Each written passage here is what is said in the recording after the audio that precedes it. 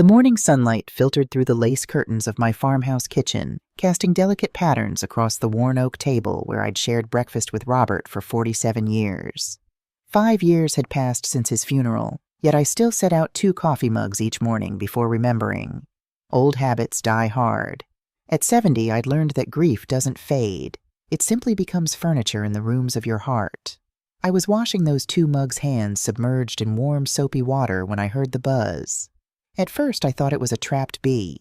We got them sometimes in late September here in rural Vermont, confused insects seeking warmth before winter arrived. But the sound came again, persistent, mechanical.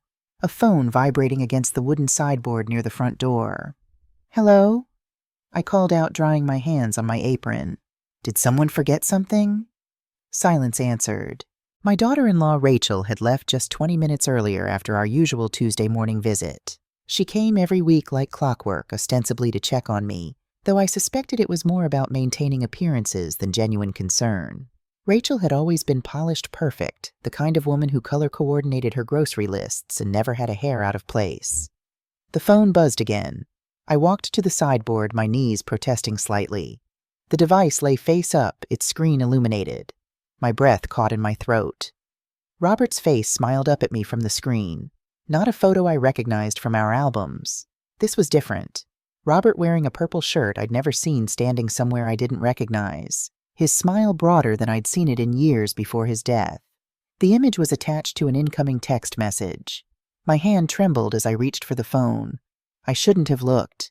I knew that even as my fingers closed around the device. Privacy boundaries, these were things I'd always respected. But that was my husband's face. My dead husband looking younger, happier, more alive than he'd seemed during those final struggling years. The message preview showed beneath his photo Tuesday again, same time. "I'm counting down the minutes until I can hold you." The room tilted slightly. I gripped the edge of the sideboard, my other hand still clutching Rachel's phone. The words swam before my eyes, refusing to make sense. Tuesday, same time, counting down the minutes. This message wasn't old. The timestamp read 9:47 a.m., just moments ago. Someone was texting Rachel. Someone using Robert's photo. Someone who met with her on Tuesdays. My mind raced through possibilities, each more troubling than the last. A prank. Some cruel joke. But who would do such a thing? And why use Robert's image? I should put the phone down. I should call Rachel, tell her she'd forgotten it, let her come back for it. Instead, I unlocked the screen. Rachel had never been cautious about security. I'd watched her enter her passcode dozens of times, her son's birthday, my grandson Nathan's special day. 4 digits, 0815, August 15th. The phone opened without resistance. I navigated to the messages with shaking fingers. The contact was saved simply as T, just a letter, nothing more. But the message thread went back months, years perhaps. I scrolled upward, watching dates flash past. "Can't wait to see you tomorrow. Wear that purple dress I love. Thank you for last night. You make me feel alive again. Your husband suspects nothing. We're safe. Your husband." My son Michael, Rachel's husband of 15 years, father of my grandson, the boy who'd helped Robert rebuild the barn when he was just 19 years old. I sank into the chair by the door, Robert's wedding gift to me, a hand-carved oak piece he'd spent 3 months perfecting. The phone felt hot in my hands, burning with secrets I'd never wanted to know. The earlier messages were different. Same place as always. "The farm is perfect. She never suspects. Make sure the old woman doesn't see us. She's sharper than she looks." The old woman. Me. They'd been meeting here in my home, right under my nose. I scrolled further, my heart hammering against my ribs. Then I found it. A message that made the world stop. "I still have some of his clothes at the cabin. Should I get rid of them, or do you want to keep them as souvenirs?" His clothes. Robert's clothes. The reply from Rachel dated 3 months after Robert's funeral. "Keep them. I like sleeping in his shirts. They smell like him, like us, like those afternoons when Eleanor thought he was at his brother's place." The phone slipped from my numb fingers, clattering against the floor. No, this couldn't be real. Robert and Rachel, my husband, and my daughter-in-law. It was impossible, obscene, a violation of everything I'd believed about my life, my marriage, my family. But the evidence glowed on that screen. Undeniable. How long? When had it started, those Tuesday afternoons when Robert claimed to visit his brother George in Burlington, had he been with Rachel instead? And George had died 2 years ago, taking any possibility of verification with him to the grave. I picked up the phone with trembling hands, forcing myself to read more. There were photos, dozens of them, carefully hidden in a separate folder I discovered by accident while searching. Robert and Rachel together, Robert's arm around her waist, Rachel kissing his cheek. My farmhouse visible in the background of several shots. My porch, my garden, my bedroom window. They'd been here together in my home. One photo showed them in my barn, Rachel wearing one of Robert's old flannel shirts, laughing at something beyond the camera's view. The date stamp read July 2019, 5 months before Robert's heart attack. 5 months before I'd sat beside his hospital bed, holding his hand, whispering that I loved him, that everything would be all right. Had he thought of her in those final moments? Had his last thoughts been of Rachel instead of me? A new message appeared, making me jump. "Did you forget your phone? Michael just called my cell asking if I'd seen you. I told him you were probably grocery shopping. Get your phone and call him back before he gets suspicious." T again. The mysterious sender using Robert's photo. But Robert was dead. So who was T? My mind worked through the puzzle, even as my heart cracked into smaller and smaller pieces. Someone was continuing Robert's affair with Rachel. Someone who knew about their relationship. Someone who had access to Robert's photos, his clothes, his secrets. I heard a car in the driveway, Rachel's silver SUV, returning for her forgotten phone. I had perhaps 30 seconds to decide what to do. Confront her now with nothing but shock and heartbreak as my weapons, or stay silent. Learn more. I quickly took several photos of the most damning messages, sending them to my own email address, a digital insurance policy. Then I closed the message app, returning the phone to its original state on the sideboard. My hands steadied, my breathing slowed. Silence is not absence. Silence is choice. Silence is strength dressed in satin. When Rachel knocked and pushed open the door, her perfect smile was strained at the edges. I held up her phone, my face arranged in a mask of helpful innocence. "Oh, Rachel, you left your phone. I just found it when it started buzzing." Her eyes flashed to the screen, checking for notifications for evidence of my intrusion. Finding none, her shoulders relaxed slightly. She laughed, too bright, too loud. "I'm so scatterbrained these days. Thanks for finding it. I'd be lost without this thing." She tucked it into her designer purse, her manicured nails clicking against the leather. I noticed her left hand trembling just slightly before she steadied it. She knew something was wrong. She sensed my knowledge like animals sense an approaching storm. I asked if she wanted some tea before heading back, my voice casual, conversational. She declined, checking her watch, a Cartier that Michael had given her for their 10th anniversary. She needed to run errands before picking Nathan up from school. Always busy, always perfect, Rachel with her perfect excuses. As she turned to leave, I asked the question that had been forming in my mind since seeing those messages. Something innocent, something that wouldn't reveal my hand. Rachel, who was Robert's doctor again, the specialist he saw in those last months. I'm sorting through some old medical papers and can't remember the name. "Dr. Thomas Reed," she answered without hesitation. "Cardiologist at Vermont Medical." "Why do you ask?" "Just organizing his things," I said, watching her face carefully. "Just trying to make sense of it all, even after all this time." Something flickered in her eyes, concern, calculation, or perhaps both. She promised to text me the doctor's contact information if I needed it. Such a helpful daughter-in-law. Always thinking of others. After Rachel left, I sat at my kitchen table, mind spinning with possibilities. T. Thomas Reed. The connection seemed obvious now. Was he the man texting her? Had he known about the affair between my husband and his patient's wife? Or had he stepped into Robert's shoes after his death, continuing where my husband left off? I needed to know more before confronting anyone. I wouldn't be the hysterical old woman they clearly thought I was, reactive, emotional, easily dismissed. I would be methodical. I would gather evidence. I would understand exactly what had happened in my own home while I remained oblivious. First, I needed to search Robert's belongings again. In our 47 years together, I thought I knew every corner of his life. Now I realized I'd been living with a stranger, a man capable of betraying me with my own daughter-in-law under our roof. Robert's office remained largely untouched since his death. I'd sorted through financial documents and important papers, but left his personal items intact. His books, his collection of fountain pens, the framed photographs on his desk. Now I looked at everything with new eyes, searching for clues I'd missed. In the bottom drawer of his desk beneath a stack of fly fishing magazines, I found a small leather-bound notebook, not his usual preference for record-keeping. Inside, written in his familiar slanted handwriting, were dates and times. Tuesdays predominantly spanning back 3 years before his death. Next to each entry was a single letter R. My hands shook as I flipped through the pages, mentally calculating. The affair had begun at least 3 years before Robert died. 3 years of lies. 3 years of betrayal while I maintained our home, supported his business ventures, stood proudly by his side at community events. I moved to our bedroom closet next, running my hands along the shelves where Robert's clothing still hung. I'd been unable to part with them, these tactile memories of the man I'd loved. Now I checked each item meticulously, looking for gaps, for missing pieces that might confirm Rachel's message about keeping his clothes. Several of his flannel shirts were indeed missing favorites I'd assumed had been discarded or worn out. And his purple dress shirt, the one he'd been wearing in the photo on Rachel's phone, nowhere to be found. I'd purchased it for his 65th birthday, the last one before he died.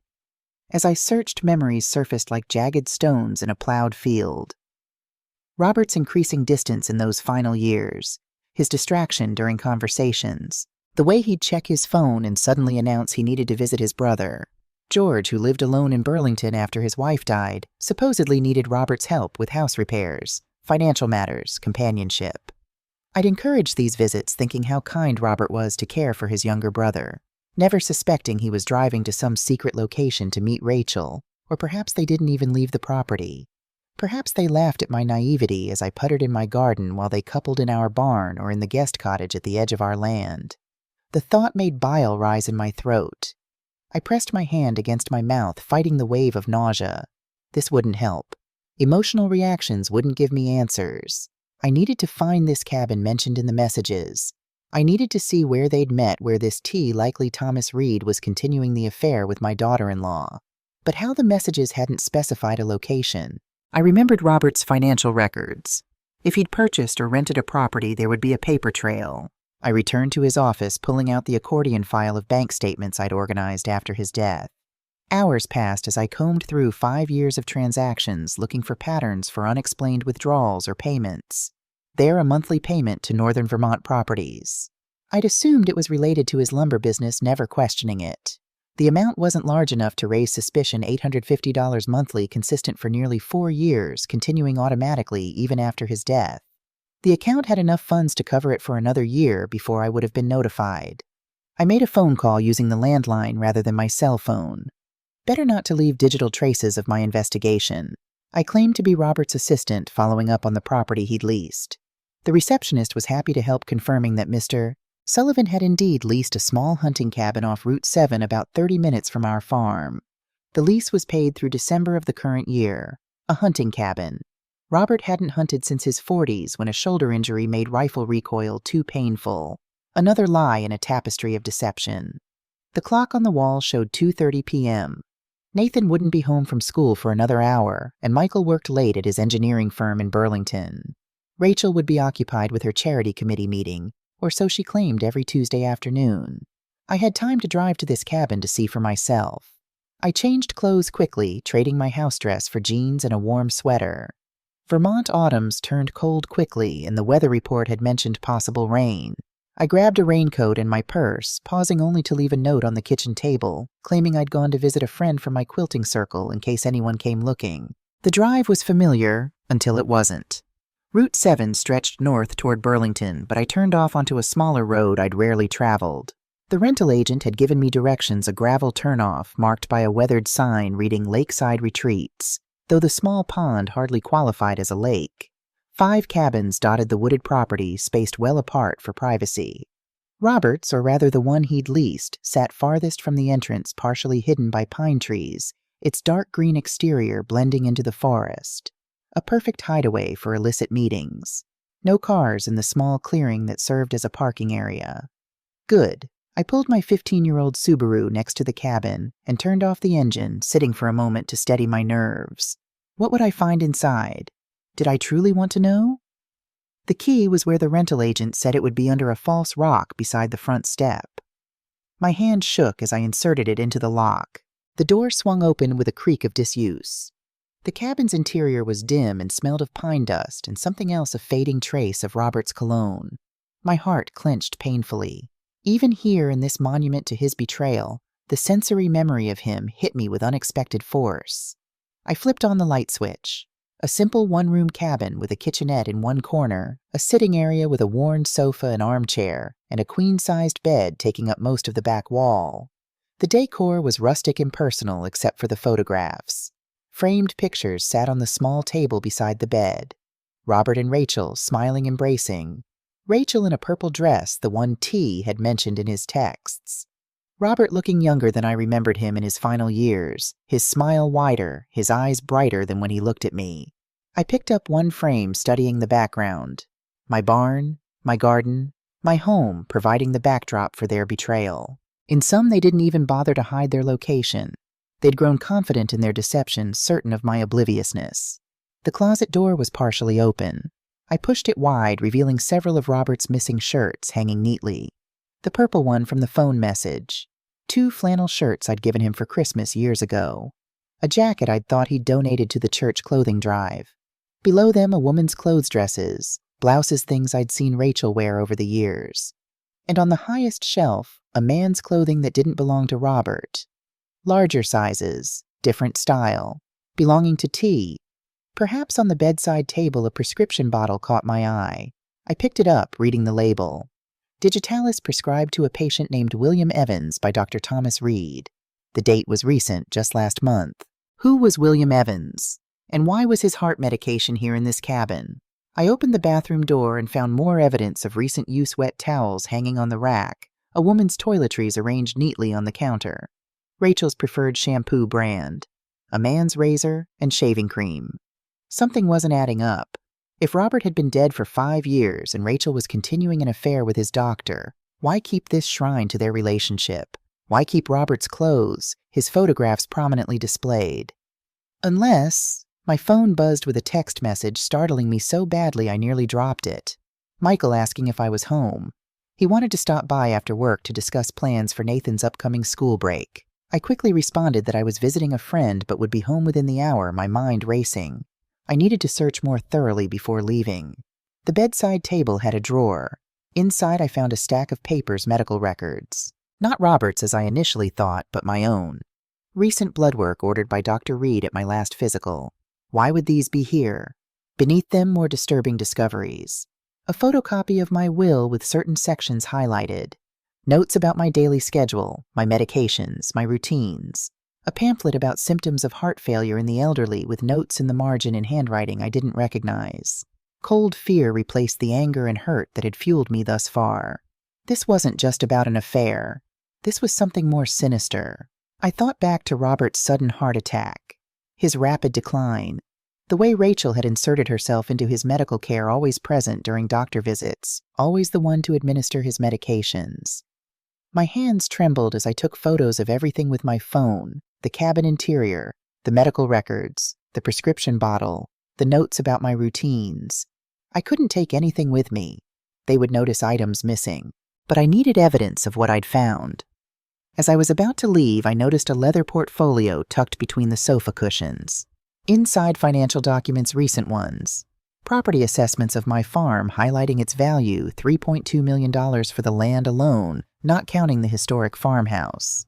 Market analyses showing potential development value exceeding $12 million if rezoned for a resort property. My farm, my legacy, the land that had been in my family for 3 generations before Robert and I expanded it. The home where we'd raised Michael, where I'd planned to live out my days. They were evaluating it like developers, like vultures circling. I photographed these documents too, my mind connecting terrible dots. Robert's affair with Rachel, his suspicious death. Thomas Reed now involved with Rachel with access to prescription medication. My own medical records and daily schedules hidden in their love nest. The property assessments. Was it possible? Had Rachel and Thomas or Robert before him been planning my death? Had they already murdered Robert when he perhaps threatened to end the affair or expose their plans? The sound of tires on gravel jerked me back to the present moment. Someone was coming.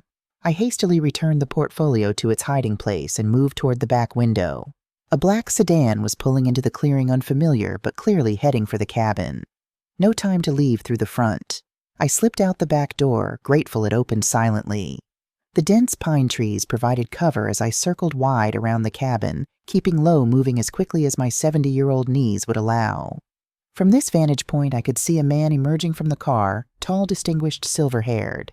He turned and I caught his profile. I recognized him immediately from the medical office, Dr. Thomas Reed Roberts, cardiologist. The man who now treated me for my high blood pressure, a condition I'd never had before becoming his patient last year. He unlocked the cabin door and entered, leaving it partially open. Expecting someone else to arrive soon, Rachel perhaps for their regular Tuesday meeting, I couldn't risk staying. I made my way back to my car, parked it behind a larger cabin further up the drive, and waited heart pounding. Sure enough, 15 minutes later, Rachel's silver SUV turned into the property, parking in the same spot I'd occupied earlier. She looked around furtively before hurrying into the cabin, carrying a small overnight bag. Even in this moment, she was immaculately dressed, not a hair out of place. Perfect Rachel, with her perfect life built on lies and perhaps murder. I waited until I was certain they were inside, then drove home, hands shaking on the steering wheel. The implications were overwhelming. If my suspicions were correct, Robert hadn't simply betrayed me with Rachel, he had been murdered by her and Thomas Reed. And I was next. But why wait 5 years after Robert's death? What had changed? The property values, perhaps. The recent interest from developers who wanted to build a luxury resort in our previously sleepy corner of Vermont. Millions of dollars at stake once I was out of the picture. I arrived home just as Nathan's school bus dropped him at the end of our driveway. My 15-year-old grandson, lanky and solemn-faced, so like Michael at that age. He raised his hand in a half-wave, then approached my car as I parked. "Grandma, where were you?" "Dad texted me you were visiting someone." His voice held genuine concern. Unlike his mother, Nathan's affection was real. He'd spent countless hours with me in the garden learning to identify plants, helping me preserve the fall harvest. He'd inherited my love of nature and Robert's patience with detailed work. "Just visiting Mrs. Abernathy from my quilting group," I lied, hating the necessity. "I'll make us some hot chocolate before your mom gets home." Nathan's eyes narrowed slightly, a habit when he was processing information that didn't quite align. He was observant, this boy. Too observant for his own good, perhaps. "Mom won't be home for dinner," he said, falling into step beside me as we walked to the house. "She texted that her charity meeting is running late, and then she has to help set up for the hospital fundraiser tomorrow. Dad's working late, too. It's just us." Relief washed through me. I needed time to think, to plan my next steps. I couldn't confront Rachel directly, not yet. Not without protection. Not without someone believing me. Inside, as I prepared hot chocolate and a simple dinner, I considered my options. The police. What evidence did I have beyond some suspicious messages and documents? They might dismiss me as a confused old woman imagining conspiracies where there were only affairs. Michael would, my son, believe that his wife had cheated with his father, then possibly murdered him, and was now planning to kill his mother. The accusation was outlandish even to my own ears, despite the evidence I'd gathered. Nathan interrupted my thoughts, placing his phone on the counter beside me. "Something weird is happening with Mom lately." I tensed, keeping my expression neutral as I stirred the simmering milk. "What do you mean? She's always on her phone, but she gets super jumpy if I come near her while she's texting. And last week I heard her talking to someone on the phone in her car. She was saying stuff about after it's done, and how they needed to be careful about the timing. When she saw me, she hung up right away." Smart boy. Observant like his grandmother. I measured my response carefully, not wanting to frighten him, yet needing an ally. "That does sound unusual. Did you ask her about it?" Nathan shrugged his lanky frame, seeming to collapse in on itself. "She said it was about a surprise party they're planning for Dad's birthday. But his birthday isn't for months. And she got this look, the one she gets when she's lying to me. I can always tell." I handed him a mug of hot chocolate, thinking quickly. Nathan was 15, old enough to understand partial truths, young enough that I needed to shield him from the worst of my suspicions. "Nathan, I need to tell you something, but I need your promise that you'll keep it between us for now. It's about your mother and some concerns I have." His eyes widened, but he nodded solemnly. I told him a carefully edited version that I'd discovered messages suggesting Rachel was involved with someone other than his father. That this involvement might have begun years ago. That I was gathering information before approaching Michael, wanting to be certain before disrupting their family.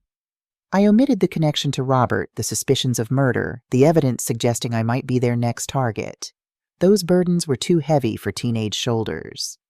When I finished speaking, Nathan was quiet for a long moment, staring into his mug.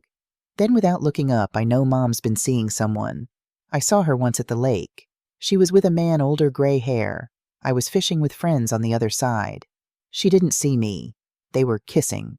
His voice cracked on the last word, and my heart broke for him. The betrayal of a parent, I knew that pain now from both sides. "I'm sorry, Nathan. So sorry you had to see that." He looked up. Finally, his young face hardened with a determination that reminded me painfully of Robert. "What are you going to do about it, Grandma? Are you going to tell Dad?" I hesitated, weighing my next words carefully. What could I safely ask of him without putting him in danger? I need a little more information first.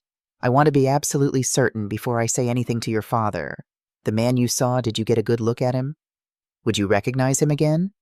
Nathan nodded, pulling out his phone. I thought Dad should know, so I took a picture from far away. It's not great, but... He scrolled through his photos, then handed me the phone. Despite the distance and the phone's limited zoom, I recognized Thomas Reed immediately, the silver hair, the confident posture, the way he held Rachel's arm possessively as they walked along the lake shore. When was this, I asked, keeping my voice steady, despite my racing heart. About 2 weeks ago, Saturday afternoon. Mom said she was volunteering at the hospital's charity shop. I handed the phone back, my mind calculating rapidly. Nathan had just become not only an ally, but a potential witness. I needed to protect him while still using the information he could provide. I'd like to keep this between us for now, Nathan. I'll handle telling your father when the time is right. In the meantime, I need you to be extra observant, but very careful not to let your mother know you're watching. Can you do that? He nodded, a mixture of hurt and determination in his young eyes. What should I be looking for? Any unusual behavior? Phone calls she doesn't want you to overhear? Meetings that don't match her stated plans? Anything about me or your grandfather that seems strange or concerning? But Nathan, your safety comes first. Don't confront her. Don't let her know what you've seen or what we've discussed. The front door opened before he could respond, and we both startled. Michael's voice called from the entryway, "Mom." Nathan, I managed to get away earlier than expected. I squeezed Nathan's hand.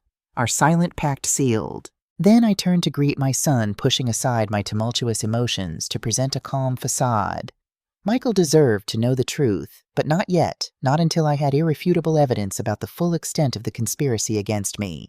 As Michael hung his coat and joined us in the kitchen, chatting about his day and accepting a mug of hot chocolate, I observed him with new eyes. My son, successful, hardworking, trusting to a fault. The perfect target for a woman like Rachel. Had he ever suspected? Had he noticed changes in his father's behavior during those years of betrayal? And now was he in danger too? If Rachel and Thomas wanted my farm, my assets would. Michael stand in their way once I was gone? Or was he simply a means to an end, a stepping stone in their plan to acquire wealth? As we sat around the kitchen table, I made a silent vow. I would protect what remained of my family. I would uncover the full truth about Robert's death and the threat against me. I would find justice for the betrayals that had poisoned our lives. This farm had been my family's legacy for generations. I'd nurtured it, expanded it, preserved it through decades of challenges. No one, not a treacherous daughter-in-law, not her doctor lover, would take it from me or harm those I loved. I might be 70 years old, dismissed as an afterthought by those who plotted against me, but they had made a fatal mistake in underestimating me. Age hadn't weakened me. It had distilled my resolve, honed my patience, sharpened my ability to see the long game. My hands around the warm mug betrayed no tremor as I listened to Michael and Nathan discuss plans for the weekend. My eyes revealed none of the calculation happening behind them. My voice remained steady, grandmotherly, as I suggested they stay for dinner. Let the conspirators think me oblivious, vulnerable, and easy target. Let them believe their secrets were safe, their plans proceeding perfectly. Their overconfidence would be their undoing.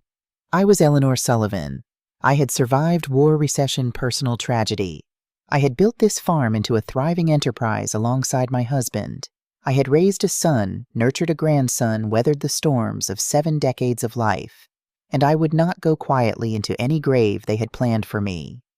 The farm was silent at dawn as I stood at my kitchen window watching the soft morning light creep across the fields.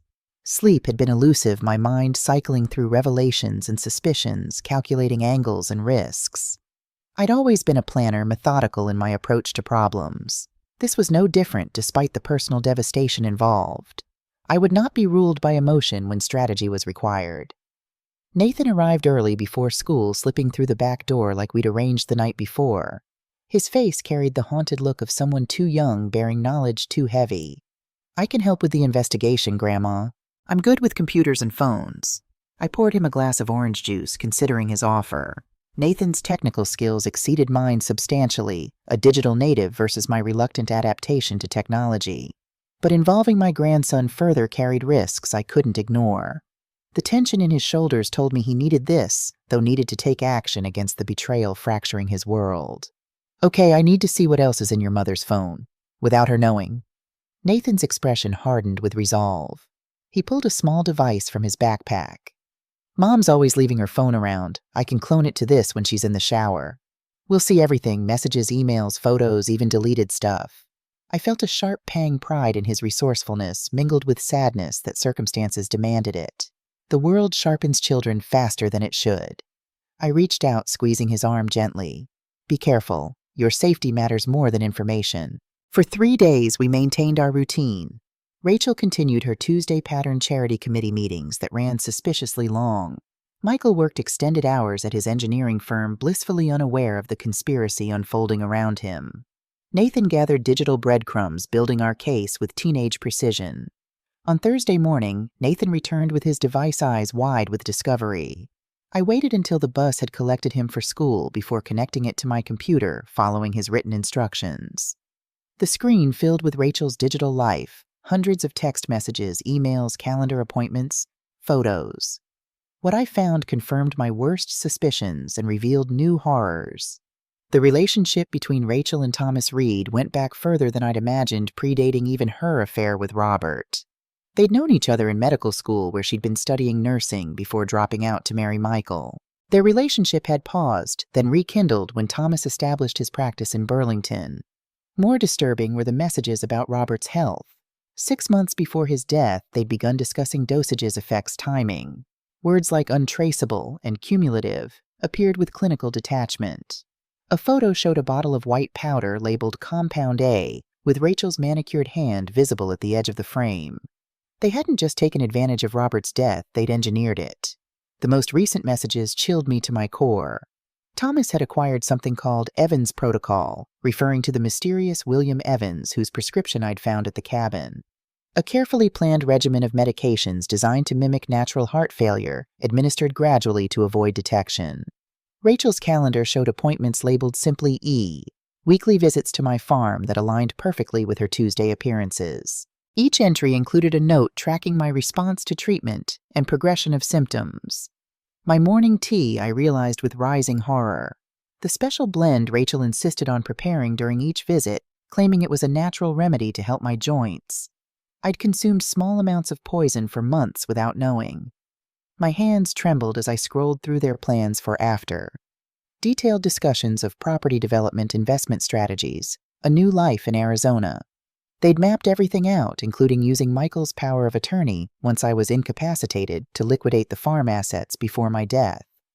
Nathan had flagged one conversation from 3 weeks earlier, Rachel expressing concern about my lucidity and resilience.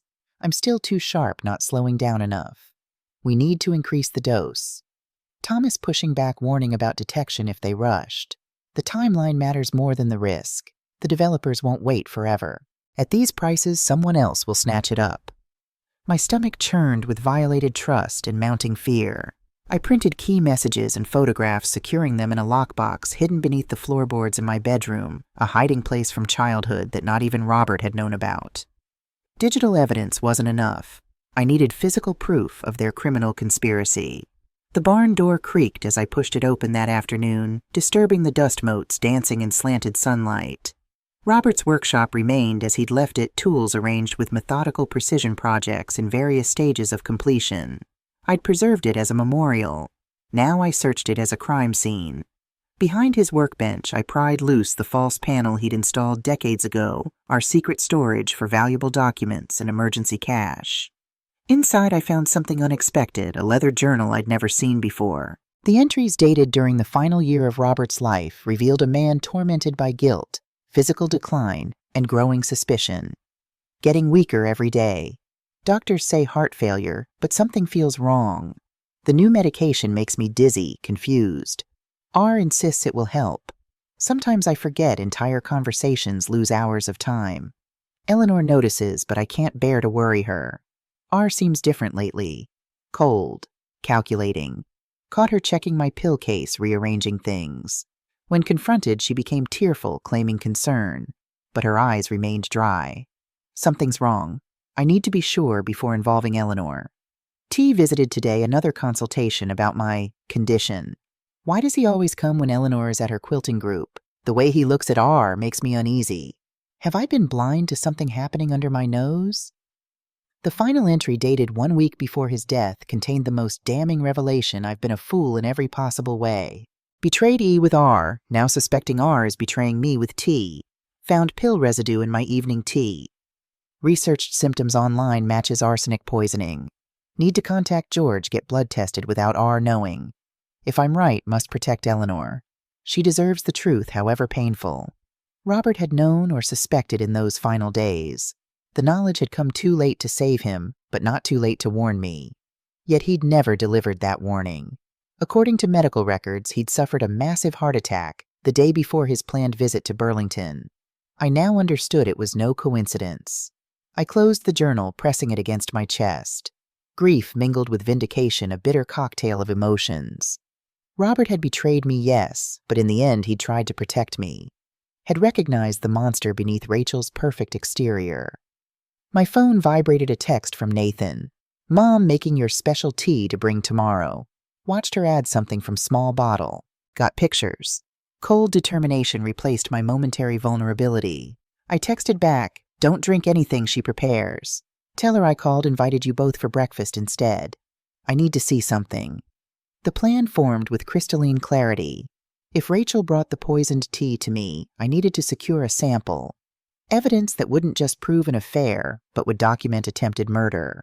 The stakes had escalated far beyond heartbreak. That evening, I drove to the local pharmacy, purchasing a test kit designed for detecting heavy metals in water. Originally created for homeowners concerned about contamination, it would serve my purpose adequately.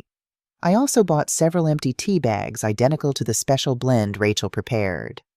Morning arrived with oppressive cloud cover threatening rain that mirrored the darkness of my purpose. I prepared my kitchen meticulously, cameras hidden in the potted herbs on the windowsill, recording devices tucked beneath doilies, the tea testing kit concealed in the drawer beside the sink. Rachel arrived precisely at 10, Nathan trailing behind her with the reluctance typical of teenagers dragged to family gatherings. She carried a thermos, her designer purse, and the artificial brightness that never quite reached her eyes. My special tea for your arthritis, Eleanor. I made it fresh this morning. Nathan caught my eye briefly as he slumped into a chair. Rachel busied herself at the counter, pouring steaming liquid into a mug, my favorite blue ceramic one, a Mother's Day gift from Michael years ago. The intimacy of the gesture, using my son's gift to deliver my poison, stirred something primal within me. I manufactured a small diversion, asking Nathan to help me retrieve a heavy mixing bowl from the top shelf. In the momentary chaos of teenager reluctance and grandmother insistence, I switched mugs, leaving the poisoned tea untouched while appearing to sip from an identical vessel. Rachel watched me with the intensity of a scientist observing a lab specimen. Feeling any improvement these days, the stiffness in your hands seemed better last week. Translation: are the poisons building up properly in my system? Am I deteriorating on schedule? I flexed my fingers deliberately, injecting a slight tremor. Some good days, some bad. Today my mind feels foggy. Had trouble finding my glasses this morning, though they were right on my nose. The calculation in her eyes confirmed my suspicions.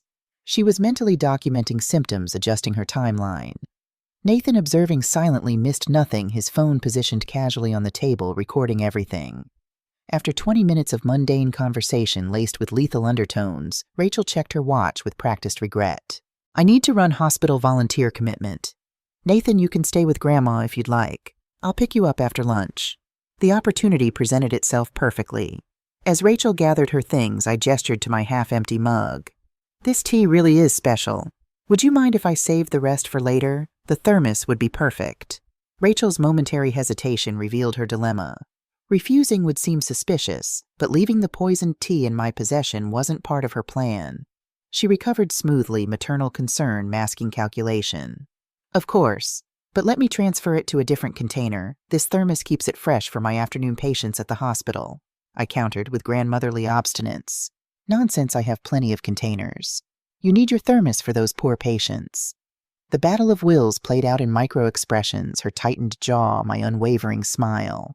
Eventually, social convention forced her surrender. She left the thermos, extracted a promise from Nathan to behave, and departed with the brittle cheer of a woman whose plans had encountered an unexpected obstacle. The moment her car disappeared down the driveway, Nathan and I sprang into action. I retrieved the testing kit while he secured the digital evidence from our recording devices. Working with latex gloves, I carefully tested samples from the thermos and the mug Rachel had prepared. The test strips changed color almost immediately, a vivid confirmation of metallic contamination far exceeding any natural occurrence. Nathan photographed the results from multiple angles, his hands steady despite the enormity of what we'd discovered. We have proof, Grandma. Actual physical proof she's poisoning you. I sealed samples in sterile containers, labeling each with meticulous care. Not enough for police intervention, not yet. We needed more. We needed the source. The full plan, indisputable evidence that would overcome the natural skepticism toward accusations from a confused elderly woman against her picture-perfect daughter-in-law. My next move required careful consideration of Thomas Reed's role. As a respected cardiologist with an unblemished reputation, he presented a formidable adversary. His medical authority could easily dismiss any claims I made about poisoning as age-related paranoia or confusion. I needed to catch him in the act, preferably with Rachel present, documenting their conspiracy beyond denial. This would require a performance convincing enough to lure them into revealing themselves while maintaining my safety. Nathan's technological expertise provided our advantage. He installed monitoring software on my phone, ensuring every call would be recorded automatically.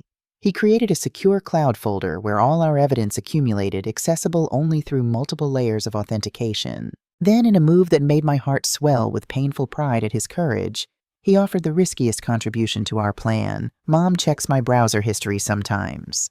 I'll leave searches about symptoms of arsenic poisoning and what happens if someone drinks poisoned tea visible. Make her nervous. Make her talk to Reed about it. The danger in this strategy was obvious. If Rachel realized Nathan suspected her, she might accelerate her plans, or worse, extend her elimination list to include her own son. I gripped his shoulders, searching his young face. Absolutely not. I won't put you at risk. His expression hardened with resolve beyond his 15 years. I'm already at risk, Grandma. She's killing you in our kitchen, serving poison with a smile. If she'd do that to you, what happens when I eventually get in her way? The chilling logic of his assessment silenced my objections.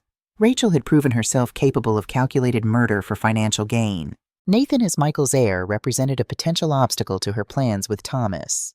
I reluctantly agreed to his strategy with strict safety protocols in place. For the next 2 days, I played my role with theatrical precision, appearing increasingly disoriented during Rachel's visits, mentioning symptoms that would suggest her poison was working.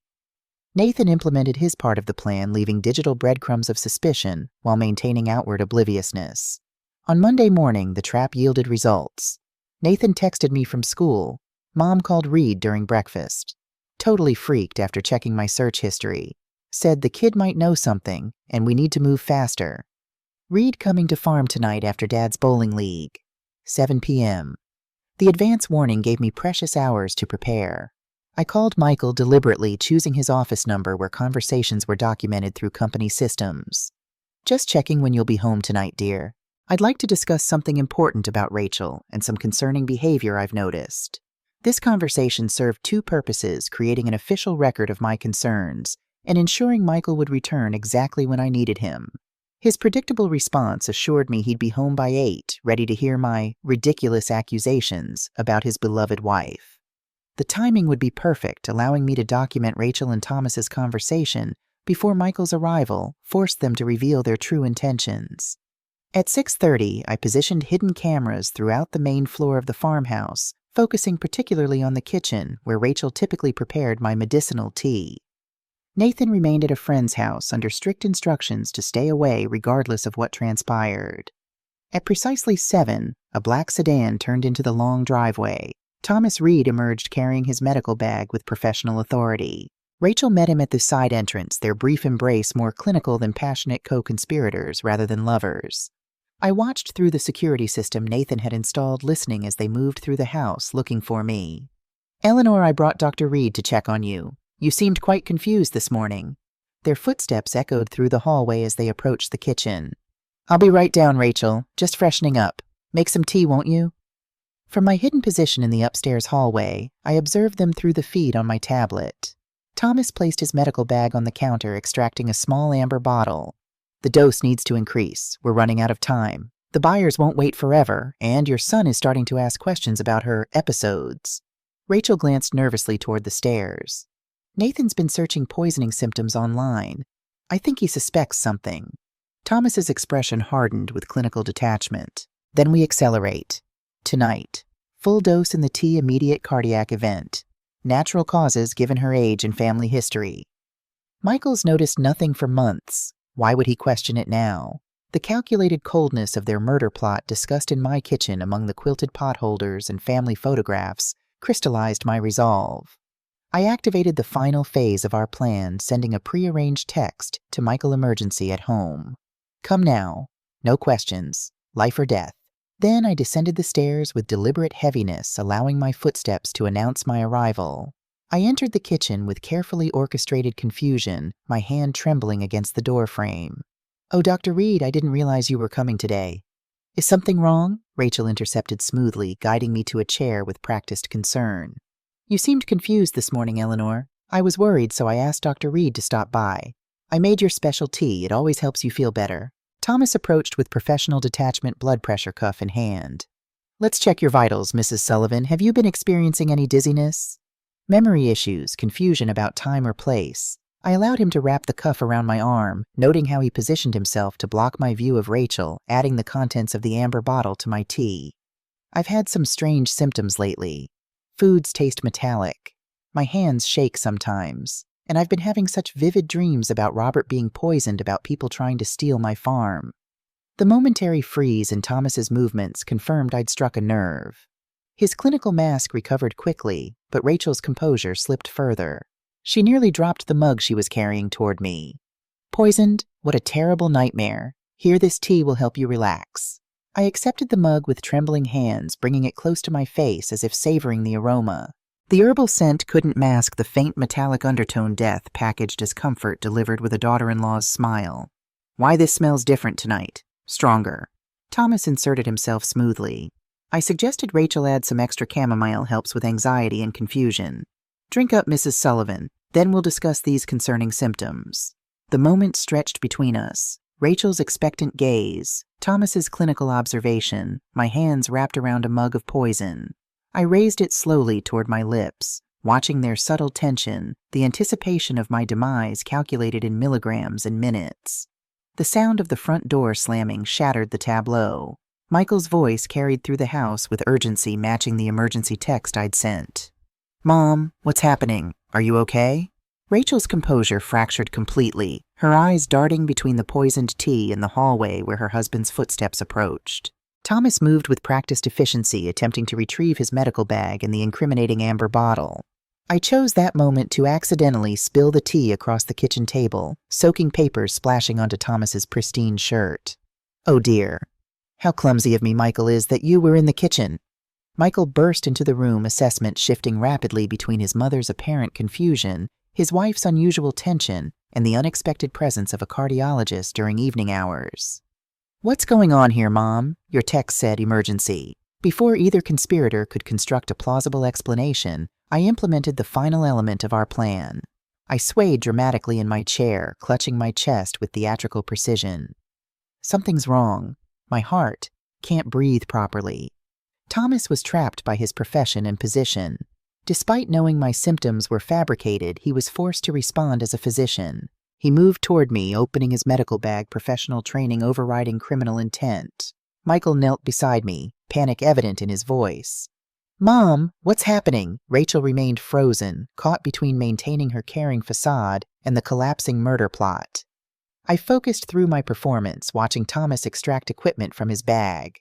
The side pocket gaped open, revealing multiple amber bottles identical to the one he'd given Rachel moments earlier. With strength belying my supposed condition, I lunged forward, grabbing the bag before Thomas could close it. Pills scattered across the floor, various colors, shapes, prescriptions with different names that definitely weren't mine. The amber bottle rolled under the table, stopping at Michael's feet. "What are these?" "Why do you have all these medications? I don't take these." Thomas attempted damage control, his authority as a physician, his strongest weapon. "Mrs. Sullivan is confused, Michael. These are standard cardiac medications I brought to evaluate her condition." Rachel called me concerned about increasing dementia symptoms. Michael retrieved the amber bottle, examining the label with engineering precision. "This isn't a prescription. There's no pharmacy label, just some handwritten formula. And it's prescribed to someone named William Evans." The name triggered a connection in my mind, the prescription from the cabin, the Evans protocol mentioned in their messages. I seized the opportunity my frailty performance abandoned. "William Evans doesn't exist, does he?" "Thomas, it's a made-up name for patients you're slowly poisoning, like you did with Robert." The accusation hung in the kitchen air, outrageous yet delivered with such specific conviction that doubt crept into Michael's expression. Rachel recovered first, launching a counteroffensive of concerned condescension. "Eleanor, you're confused again. This is exactly why we're worried." These paranoid delusions, I cut her performance short with evidence impossible to dismiss. "Nathan found your searches, Rachel.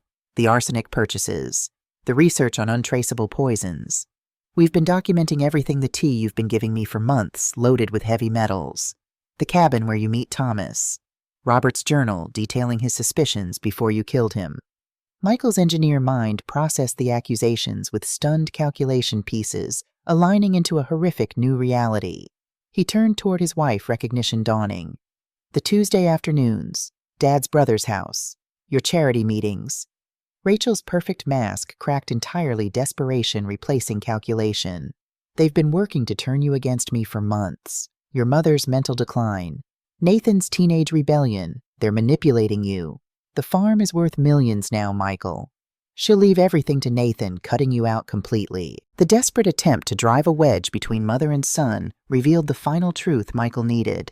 I watched recognition dawn in my son's eyes, not just of his wife's betrayal, but of her fundamental misunderstanding of our family's values. The suggestion that I would disinherit my only child for financial gain revealed how thoroughly Rachel had projected her own greed onto others. Thomas, recognizing the collapsing scheme, made a desperate attempt to salvage control. He reached inside his jacket, extracting a syringe with practiced efficiency. No one is going to believe the confused ramblings of an elderly woman over two respected professionals. "This ends now." The naked threat galvanized Michael into action. He lunged forward, wresting the syringe from Thomas's grip with unexpected strength. Rachel seized the opportunity to grab her purse, extracting something metallic that caught the kitchen light, a small pistol likely unregistered. The sudden escalation froze us all in a deadly tableau. Rachel's hand trembled slightly as she pointed the weapon at me. "I always knew you'd be a problem, Eleanor. Too stubborn, too observant. It should have been simple, a peaceful passing in your sleep. Now look what you forced us to do." Michael stood paralyzed between his mother and his armed wife, disbelief morphing into horror. Rachel put the gun down. "Think about Nathan. Think about what you're doing." The mention of her son momentarily softened Rachel's expression, humanity flickering beneath the monstrous greed. Then determination hardened her features once more. "Nathan will understand eventually. We'll tell him his grandmother had a complete mental break, attacked us." Thomas tried to sedate her, but in the struggle, the clinical detachment with which she outlined our murders chilled me to the bone. I met her gaze steadily, refusing to cower in my final moments. "Even now I see straight through you, Rachel. You've never loved anyone but yourself. Not Robert, not Michael, not even your own son. Your perfect mask slipped long ago." The farmhouse kitchen became a stage for our final confrontation. Rachel with her wavering gun, Thomas calculating escape routes, Michael torn between protective instinct and paralyzing betrayal. The air thickened with imminent violence, decades of family history poised to end in bloodshed among mixing bowls and refrigerator magnets. Then, slicing through the tension, came the unmistakable sound of police sirens approaching the farm. Rachel's composure shattered completely. "Who called them? What did you do before anyone could respond?" Nathan's voice emanated from my phone on the counter, the speaker function activated remotely through his monitoring software. I called them Mom. I've been recording everything. The police have all our evidence. The poison tests, the cabin photos, the journal, everything. They're coming up the driveway now. Thomas bolted for the side door, self-preservation overriding partnership. Rachel screamed his name, momentarily distracted. Michael seized the opportunity, tackling his wife with controlled force, disarming her as red and blue lights splashed across the kitchen windows. Within moments, the farmhouse filled with uniformed officers responding to Nathan's emergency call and the evidence he'd been transmitting live to the police station. Rachel and Thomas were separated, handcuffed, their protests of professional authority and maternal concern falling on deaf ears in the face of overwhelming evidence. As the chaos of arrest reports and evidence collection swirled around us, Michael stood beside me, shell-shocked and devastated. His world had collapsed in 20 minutes of revelations, his marriage exposed as a calculated lie, his father's death reframed as murder. I reached for his hand, feeling the tremors of his contained emotion. The worst revelation is rarely the secret itself, but discovering how long you've been blind to what was right in front of you. His fingers tightened around mine, seeking the anchor I'd always provided. How do we tell Nathan? Before I could answer, the back door opened. Nathan stood framed in the doorway, pale but composed beyond his 15 years. I already know, Dad. I've known for weeks. Grandma and I have been gathering evidence together. The three of us formed an unintentional tableau in the kitchen, 3 generations of Sullivans wounded but standing bound by truth rather than comfortable lies. Outside police cruisers illuminated the farmyard with strobing blues and reds as Rachel and Thomas were guided separately into waiting vehicles. My farmhouse kitchen, where I'd prepared family meals for nearly 5 decades, had become a crime scene. Technicians photographed the spilled tea, collected the scattered medications, bagged the amber bottle as evidence. But beneath the criminal investigation, I recognized something more profound, emerging, a family reconstructing itself around painful truth rather than comfortable fiction. Michael placed his arm around Nathan's shoulders, paternal protection, mixing with newfound respect for his son's courage and integrity. I don't understand everything yet, but we'll figure it out together, all 3 of us. Nathan's adolescent frame straightened under his father's touch, childhood and adulthood meeting in this crucible moment. I kept all the evidence on a secure cloud drive. Everything's documented: the cabin, the poison tests, Mom's messages with Dr. Reed. Even Robert's journal entries about his suspicions before he died. My grandson's so young to navigate such darkness, yet emerging with his moral compass intact. I watched him explaining the technical aspects of our investigation to the lead detective, his teenage awkwardness momentarily forgotten in the importance of his role. Pride mingled with grief for the innocence he'd lost in this ordeal. As midnight approached, the official procedures wound down. Rachel and Thomas had been transported to the county detention center facing multiple charges, including attempted murder and pending exhumation and testing the actual murder of Robert 5 years earlier. The farmhouse gradually emptied of uniformed officers, leaving behind only family and the lingering aftermath of exposed treachery. Michael moved through the rooms like a sleepwalker, gathering Nathan's overnight necessities. The boy would stay with me tonight, neither of them ready to return to the home they'd shared with Rachel, now transformed by knowledge into something sinister. I watched them from my rocking chair on the porch, these 2 generations of my bloodline carrying forward after betrayal. The farm spread around us in midnight shadows, land that had nearly cost me my life, yet represented so much more than mere acreage or development potential. It was legacy continuity, the physical manifestation of family perseverance. Nathan joined me on the porch, adolescent restlessness momentarily stilled by exhaustion and emotional aftermath. His lanky frame folded into the chair beside mine, eyes fixed on the distant tree line. What happens now, Grandma? I considered his question with its layers of immediate practicality and deeper existential wondering. Now we rebuild with truth as our foundation instead of comfortable illusions. It won't be easy or painless, but it will be real. The simple wisdom seemed to satisfy him. He nodded, shoulders relaxing slightly as he absorbed the philosophy that would guide our family's healing. After a moment of companionable silence, he asked the question I'd been expecting since the arrests. Did you know about Grandpa and Mom before all this? The painful heart of the matter addressed with teenage directness. I shook my head, the admission still raw despite everything else that had transpired. I had no idea. Robert and I had our struggles like any long marriage, but I never suspected that particular betrayal. Nathan digested this, his young face contemplative in the porch light. But you still tried to save his reputation when you could have just let them blame everything on him. You kept his journal private, except for the parts about being poisoned. His observation surprised me with its insight. The detectives had indeed wanted Robert's entire journal as evidence, but I'd negotiated providing only the relevant medical suspicions, keeping his confessions of infidelity private. Not to protect Rachel, but to preserve what remained of my husband's dignity. Some truths serve justice. Others only cause additional pain without purpose. When you reach my age, you learn to distinguish between them. Michael emerged from the house, overnight bags in hand, his expression still shell-shocked but resolute. The three of us stood together on the porch of the farmhouse that had witnessed generations of Sullivan triumphs and tragedies. The night air carried the scent of approaching rain, cleansing and renewal. We would face difficult days ahead, legal proceedings, community gossip, the painful process of untangling truth from deception across years of family history. But as I looked at my son and grandson, I recognized the essential strength that had always defined our bloodline. Weathered but unbroken like the ancient oak at the edge of our property, roots deep enough to withstand any storm. The first drops of rain began to fall as we moved inside, closing the door on the day's horrors. Tomorrow would bring its own challenges, but tonight we had truth, justice, and each other. For the first time since discovering Rachel's betrayal, I felt the weight lift slightly from my shoulders. Age hadn't made me vulnerable. It had made me formidable in ways my enemies never anticipated. As Nathan had observed in his teenage wisdom, never underestimate a grandmother with nothing left to lose and everything to protect. Autumn descended on Vermont with spectacular vengeance the week of Rachel's arraignment.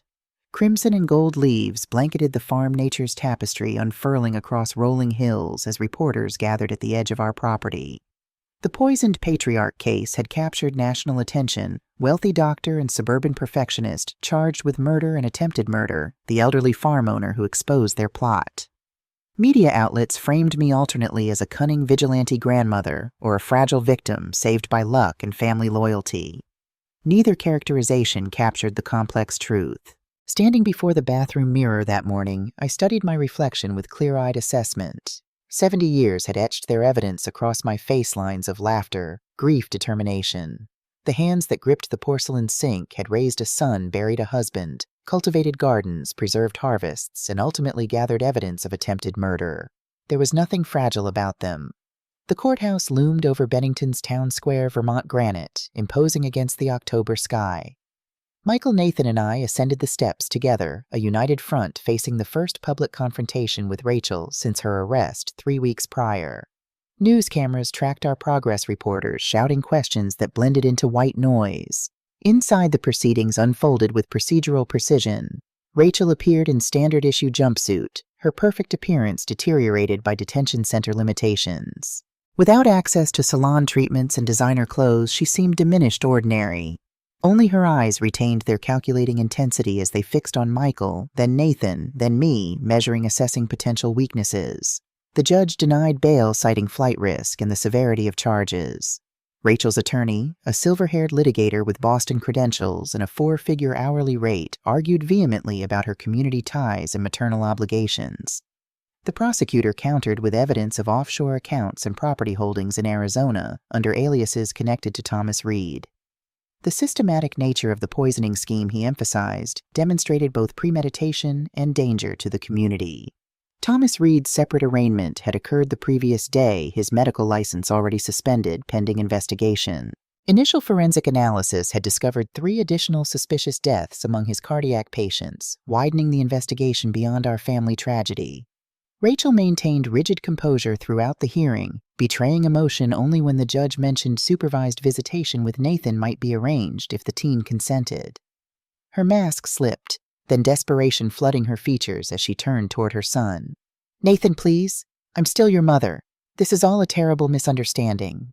Nathan's shoulders stiffened under the weight of her plea. He stared straight ahead, refusing to meet her gaze.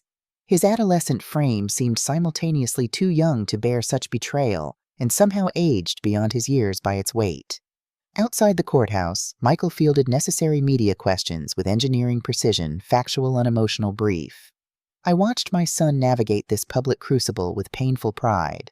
The boy I'd raised into a trusting, optimistic man now confronted the ultimate betrayal with quiet dignity. Beneath his composure, I recognized the devastation he contained, the collapse of his marriage, his family structure, his fundamental trust in human connection. The farm welcomed us back with merciful silence. Autumn winds whispered through maple branches, chickadees darted between feeders. The aged farmhouse stood sentinel against approaching evening. These constants provided anchor points as we established new patterns in the aftermath of catastrophe. Nathan moved permanently into the guest room adjacent to my quarters, unable to return to the house he'd shared with Rachel. Michael converted his downtown office into temporary living space, spending evenings and weekends at the farm. We formed an impromptu household bound by shared trauma and bloodline, each grieving different aspects of what we'd lost. Investigations continued with methodical thoroughness. Robert's body was exhumed despite my private reluctance, the final indignity to a man whose reputation had already suffered posthumous damage. Forensic analysis confirmed what we'd suspected: elevated arsenic levels consistent with long-term poisoning. The coroner amended his death certificate from natural causes to homicide, closing one chapter of uncertainty while opening new wounds. The prosecutors built their case with relentless precision. Financial records revealed Rachel and Thomas had already purchased adjacent properties in Sedona under assumed names, utilizing offshore accounts funded partially by Rachel's systematic diversion of Michael's earnings. Their electronic communications, recovered through search warrants, documented the evolution of their conspiracy from opportunistic poisoning of Robert, after discovering his terminal diagnosis, to the calculated plot against me when development interest in the farm escalated. Most disturbing were the clinical notes Thomas had maintained about my treatment dosages adjusted based on observed symptoms, detailed observations of my physical decline projections, for when I would become incapacitated enough for Rachel to convince Michael to seek power of attorney. The documentation revealed the chilling intersection of medical knowledge and murderous intent. 6 weeks after the arrests, the district attorney requested a meeting to discuss plea negotiations. Michael and I sat across from her in a conference room overlooking Bennington's historic district, the late November landscape muted beyond the windows. The prosecution's case is strong, but trials are unpredictable. Rachel's attorney is pushing an alternative narrative, claiming she was manipulated by Dr. Reed, possibly drugged herself, unaware of the poisoning scheme. Michael's jaw tightened, engineering mind calculating variables, assessing risks. What are they offering? 20 years minimum for Rachel on second-degree murder and attempted murder charges. Reed faces multiple counts from other patients. He'll never leave prison. Both must provide full confessions.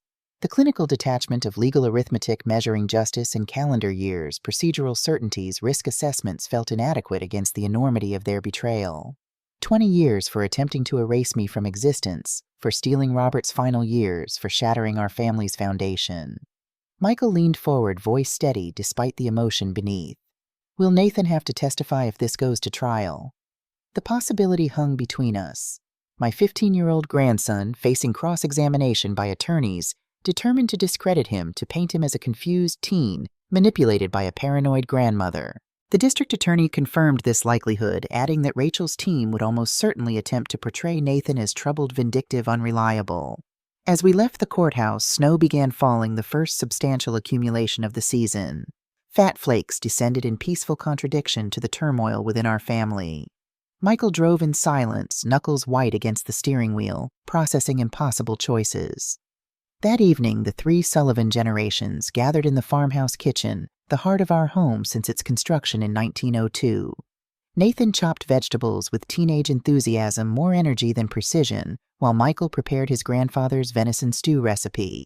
I kneaded bread dough with methodical pressure, the physical action grounding me as we discussed the prosecutor's offer. Nathan's perspective emerged with teenage directness. I don't want to testify. I don't want to see her in court. I don't want to hear her try to explain why she killed Grandpa and tried to kill Grandma. The simplicity of his statement distilled our dilemma to its essence. A trial would force public examination of every painful detail: Robert's infidelity, Rachel's methodical deception, Thomas's medical exploitation. Reporters would dissect our family history, seeking sensational angles to maintain public interest. Nathan would face his mother across a courtroom while attorneys attempted to undermine his credibility. Michael studied his son's face, measuring the cost of different paths forward. If we accept the plea deal, there's no trial, but it means she might eventually get out, maybe when you're in your 30s. Nathan considered this adolescent features solemn beneath his unruly hair. By then I'll be strong enough to handle it. Right now I just want it to be over so we can figure out what normal looks like without her. Wisdom from the youngest among us. I placed my hand over his flower dust, mingling with the pencil calluses of a studious teenager. Sometimes justice isn't about getting everything you deserve. Sometimes it's about getting enough to move forward. The decision crystallized over steaming bowls of stew and fresh bread. Michael would inform the prosecutor we supported the plea arrangement, prioritizing Nathan's well-being over maximizing Rachel's sentence. The certainty of conclusion outweighed the possibility of longer incarceration through a trial. 3 days later, Rachel accepted the deal. Thomas Reed, facing multiple murder charges from other patients identified during the investigation, maintained his innocence despite overwhelming evidence. His case would proceed to trial without Rachel's testimony preventing her from shifting blame entirely onto him, as her attorney had initially planned. Winter descended upon the farm snow, blanching the landscape in pristine simplicity. The media circus gradually dispersed as newer scandals captured public attention. Our family retreated into the rhythms of rural life, finding healing in daily routines and the predictable progression of seasons. Nathan threw himself into schoolwork and farm chores with equal determination. I often found him in Robert's workshop meticulously teaching himself woodworking through trial and error, occasionally referencing the notebooks my husband had maintained about each project. The grandson connecting to the grandfather he'd never fully known, building something new from complicated legacy. Michael divided his time between his engineering firm and overseeing farm operations, discovering unexpected solace in physical labor. Weekends found him repairing fence lines, splitting firewood, or helping with the small maple sugaring operation we maintained. The land offered therapeutic resistance problems with concrete solutions, challenges overcome through persistence and ingenuity. My own healing followed a more complex path. Each room in the farmhouse contained memories of Robert, some now tainted by knowledge of his betrayal, others still precious despite it. I sorted through these mental artifacts with the same care I applied to his physical belongings, choosing what to preserve and what to relinquish. The journal he'd left behind his final incomplete attempt at confession and warning remained in my bedside drawer. On particularly difficult nights, I reread certain passages searching for the man I'd thought I knew within the stranger he'd revealed himself to be. His last entries suggested awakening conscience, genuine remorse, desperate attempt to protect me from consequences he'd helped set in motion. Small comfort, but comfort nonetheless. In January, Rachel's formal sentencing proceeded without surprises. She received 23 years with possibility of parole after serving 20. Michael attended alone, Nathan and I choosing to remain at the farm rather than subjecting ourselves to the performance we knew she would orchestrate for the court's benefit. When Michael returned, his expression conveyed everything we needed to know. She cried, talked about redemption and misunderstandings, claimed she'd been manipulated by Reed from the beginning. The judge wasn't moved. We absorbed this information silently, each processing private thoughts about justice, punishment, and closure. Nathan disappeared into the workshop afterward, the rhythmic sound of sanding providing its own form of therapy. Michael walked the perimeter of the farm despite sub-zero temperatures, physical exertion countering emotional turmoil. I baked bread 4 loaves of the honey wheat Robert had favored the routine. So ingrained my hands remembered measurements my mind had never formally recorded. The familiar process allowed space for reflection on endings and continuations on how families absorb trauma and rebuild around absence. February arrived with record-breaking cold and an unexpected letter. The prison chaplain had forwarded correspondence from Rachel, having reviewed its contents per institutional policy. My name on the envelope written in the perfect penmanship I'd once admired. Michael discovered it in the mail pile, his expression darkening as he recognized the sender. "You don't have to read it, Mom. We can burn it right now." I took the envelope, its institutional weight substantial between my fingers. Knowledge was preferable to imagination. I'd learned that lesson thoroughly these past months. I'll read it, then decide what to do. Alone in my bedroom that evening, I opened Rachel's letter. 8 pages of flowing script detailed a narrative of manipulation, fear, and regret. Thomas Reed had controlled her through combination of romantic promises and medical coercion, she claimed. The affair with Robert had been Reed's idea, a way to access the family wealth. She'd been administered drugs that affected her judgment, threatened when she attempted to withdraw from their plans. The carefully constructed story painted Rachel as victim rather than perpetrator, manipulated rather than manipulator. Each paragraph built upon this foundation with calculated precision, acknowledging facts already proven while reframing interpretations to minimize her culpability. The final pages shifted to direct emotional appeal. Nathan needed his mother. Michael deserved to know she had always loved him despite her actions. She was pursuing intensive therapy, recognizing patterns of vulnerability that had made her susceptible to Reed's influence. I set the pages aside, contemplating the sophisticated manipulation they represented. Even now isolated and convicted, Rachel deployed her most effective weapons, carefully calibrated emotional appeals targeting perceived vulnerabilities. The narrative contained just enough verifiable truth to make her alternative interpretation momentarily plausible. After careful consideration, I shared the letter with Michael. He needed to understand the tactics she would likely continue employing during her incarceration. We agreed Nathan should be informed of its existence, but not subjected to its contents unless he specifically requested. That night, unable to sleep, I returned to Robert's workshop. Moonlight filtered through dusty windows, illuminating the organized chaos he'd maintained until his final days. Projects in various stages of completion waited for hands that would never return to them. Tools arranged according to his personal logic.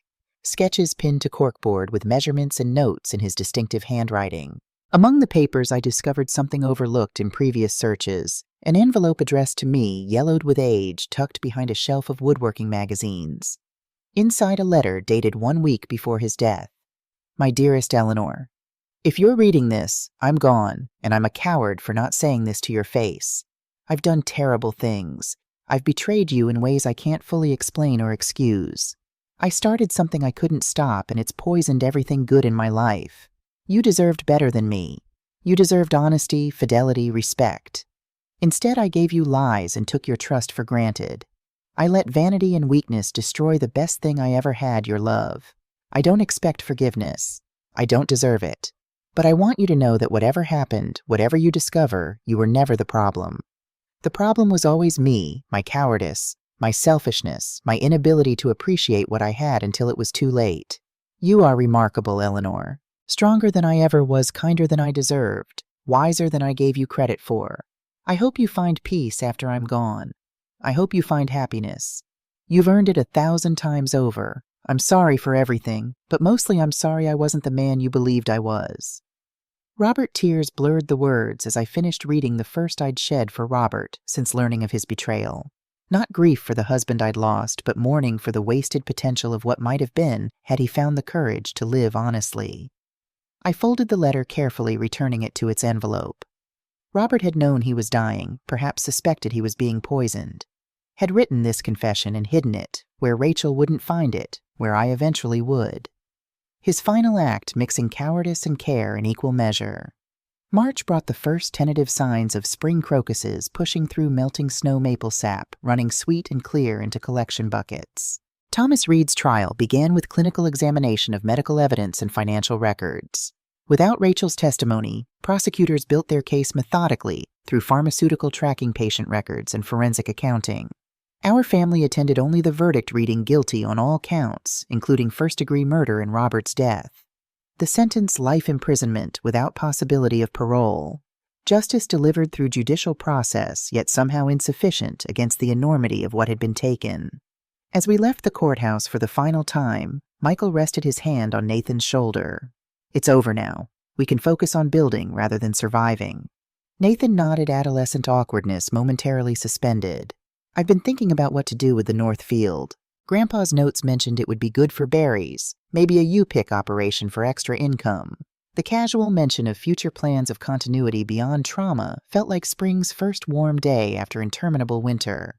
I watched my son and grandson walk ahead of me toward the parking lot, their silhouettes mirroring each other in stance and movement, genetic heritage more visible in motion than in static features. That evening, we gathered in the farmhouse kitchen for a symbolic reclamation.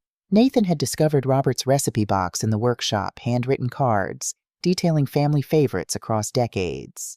We selected his legendary apple pie following instructions penned in familiar slanting script. Michael peeled apples with engineer's precision, while Nathan measured spices with teenager's approximate enthusiasm. I rolled out crust using techniques my mother had taught me, which I'd taught to Robert when we were newlyweds. 3 generations connecting through tactile tradition, reclaiming joy that had been temporarily overshadowed but never fully extinguished. As spring advanced into summer, the farm flourished under our combined attention. Nathan's Berryfield proposal evolved from theoretical discussion to actual implementation, 2 acres of raspberries, blueberries and blackberries planted with neighborhood help and youthful optimism. Michael expanded the maple operation, installing modern lines while preserving traditional methods where they proved superior. I focused on the extensive vegetable gardens, finding healing in soil contact and germination miracles. The predictable progression from seed to harvest provided framework for processing less predictable emotional terrain. Each weed extracted, each tomato staked, represented small victories in restoring order from chaos. Nathan's 16th birthday arrived with August heat and celebratory planning. Michael and I transformed the barn into party space for teenagers who had stood by Nathan during the darkest months of family upheaval. String lights illuminated century-old beams, picnic tables overflowed with food, and a small stage accommodated the garage band formed by Nathan and 3 classmates. Watching my grandson navigate social interactions with newfound confidence, I recognized resilience I'd prayed he possessed but could never guarantee. The boy who had helped expose murder conspiracy while protecting his grandmother now laughed with friends, played mediocre but enthusiastic guitar, accepted congratulatory shoulder bumps with teenage nonchalance. After guests departed and cleanup concluded, Nathan found me on the porch swing enjoying evening coolness after August heat. He sat beside me, gangly limbs arranging themselves with adolescent awkwardness. "I've been thinking about Mom." The simple statement carried complex implications. I waited, allowing him space to continue at his own pace. The prison chaplain forwarded a birthday card from her. "She wants to see me." Moonlight illuminated his profile, Robert's jawline, Michael's brow, unique combinations creating someone entirely himself. "What do you want to do?" He considered the question with unexpected maturity. "I don't hate her. I should probably, but I don't. I just don't understand her. Maybe I need to see her to understand why she did everything. Understanding seldom comes packaged as neatly as we hope. Some motivations remain incomprehensible despite explanation. But if you feel ready to face her, I'll support your decision." Nathan nodded, digesting this perspective with thoughtful silence. After several minutes, he spoke again. "Would you come with me? Not in the room I need to do that alone, but just there." The request penetrated protective layers I'd built around my heart. This boy, nearly a man who had demonstrated courage beyond reasonable expectation, now asked for silent support in facing his greatest fear. I wouldn't trust Dad to be objective about this. "And I know it's asking a lot after what she tried to do to you." I squeezed his hand gently, feeling calluses developing from farm work and guitar strings. "Nathan, nothing is more important to me than helping you heal. Of course I'll come." The prison visit was arranged for September after school resumed, allowing Nathan time for preparation. The facility stood stark against autumn foliage, concrete and razor wire incongruous amid rural beauty. Michael drove us there in tense silence, having eventually accepted Nathan's decision while struggling with its implications. I accompanied Nathan through security procedures, watching him straighten his shoulders before entering the visitation room alone. Michael and I retreated to the austere waiting area, each processing private thoughts about the woman who had nearly destroyed our family. 90 minutes later, Nathan emerged, pale but composed expression, unreadable to anyone without grandmother's intuition. I recognized the particular stillness that accompanied profound emotional processing, the careful containment of reactions too complex for immediate expression.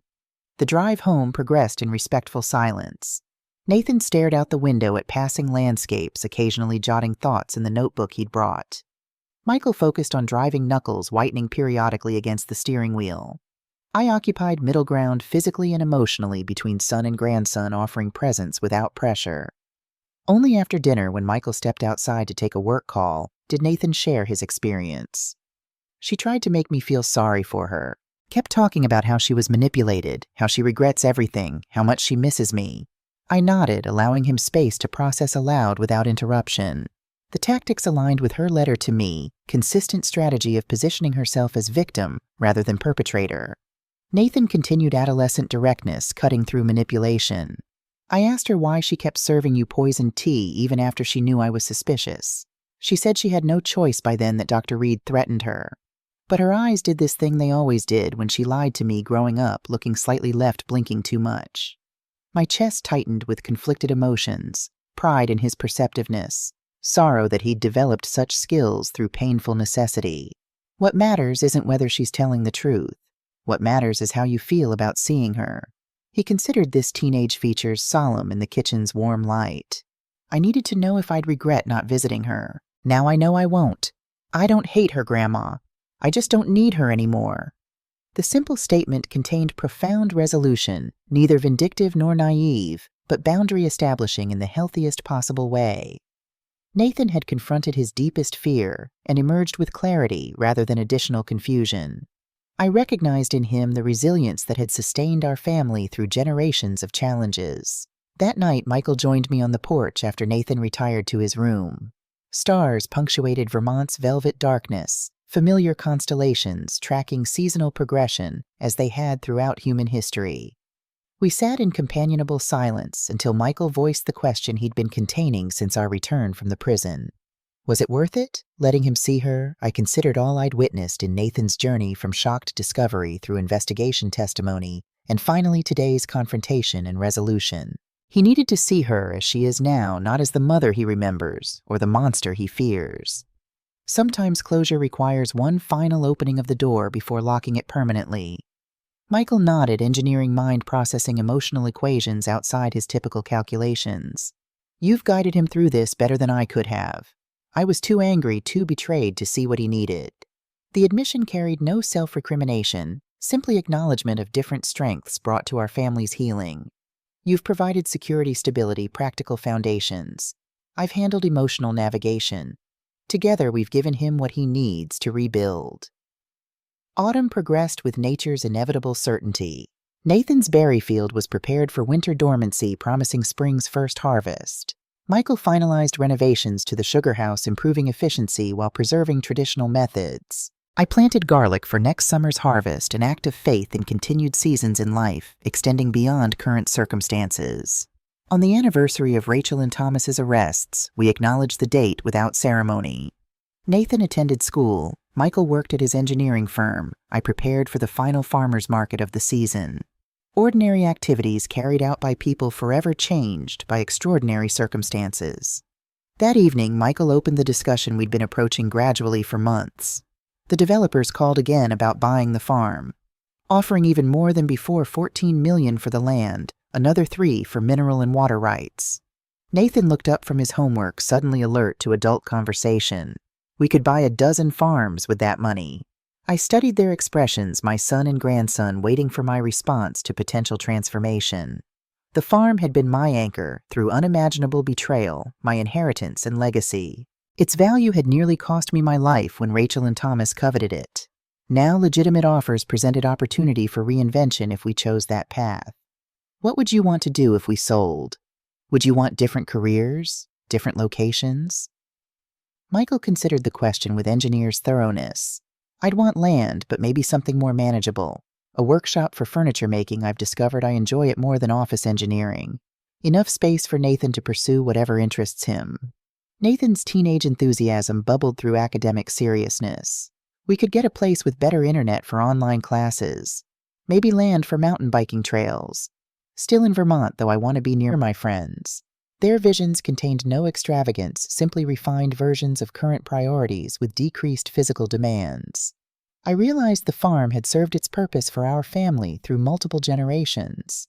What mattered wasn't the specific acreage, but the values it had instilled: perseverance, innovation, connection to natural cycles.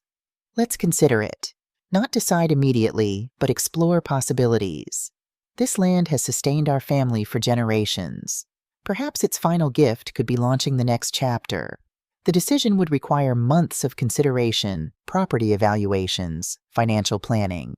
But opening the possibility created unexpected lightness options, rather than obligations, choices, rather than chains.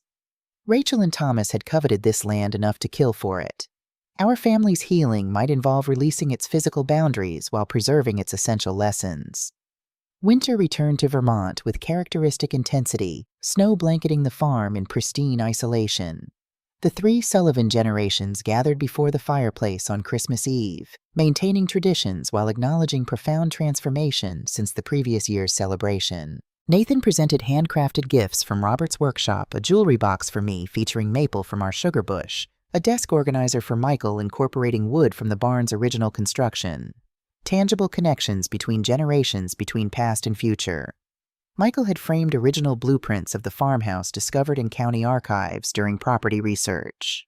The architectural drawings revealed previous renovations, structural adaptations across decades, the home's evolution mirroring the family it housed. My gifts were simpler hand-knit scarves in colors matched to recipient personalities, recipe books compiled from family favorites spanning decades. Practical offerings carrying emotional significance, tradition translated through individual preferences. As firelight illuminated our circle, I recognized the nature of our healing.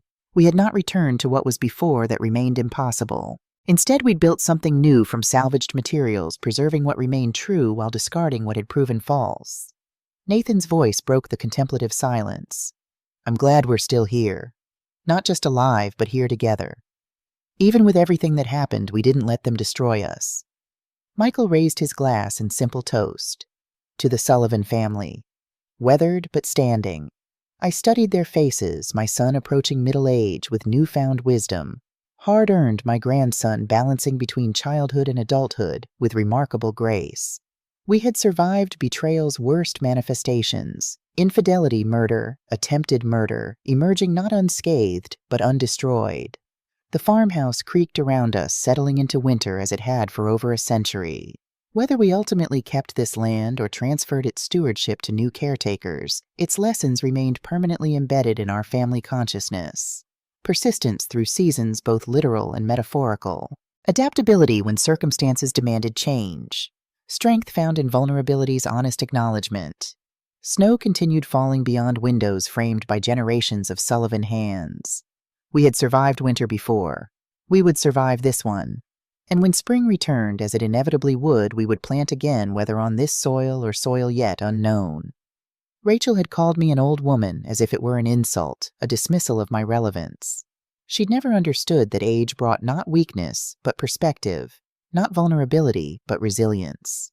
The ability to recognize cycles, to understand that devastation precedes renewal, to know with bone-deep certainty that darkness eventually yields to dawn. I was 70 years old. I had survived betrayal murder plots and attempts to frame me for crimes I didn't commit. I had brought down killers using nothing but intelligence, persistence, and the element of surprise. I had protected my family when they couldn't protect themselves. I had preserved a future they believed lost. I was old, but old meant dangerous in ways youth could never imagine, and I would never be underestimated again.